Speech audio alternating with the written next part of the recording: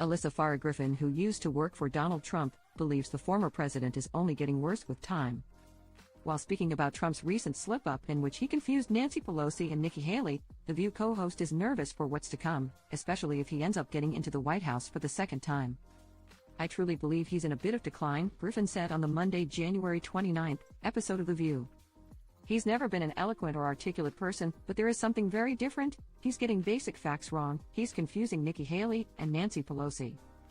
She added, "This is not a man who is doing well, and I think we're going to see more of that." This is hardly the first time Griffin has questioned Trump's mental capabilities. In November 2023, she commented on how the politician is not all there. "Listen, he has lost his speed on his fastball or whatever botched baseball metaphor," she stated. "You can watch him, he is not as sharp as he was in 2016, and many of us would argue that he wasn't that sharp then. You see a real decline in him. It's a fact you can't get past," she continued before pointing out hypocrisy within Trump's army of fans.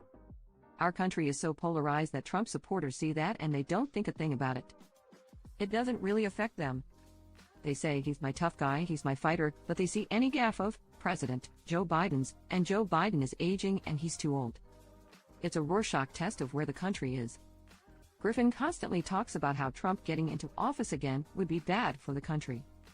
However, she thinks some of Trump's colleagues make sure he doesn't get out of control during his speeches and rallies. "I don't want to overstate this notion he has a sophisticated team around him," the 34-year-old stated.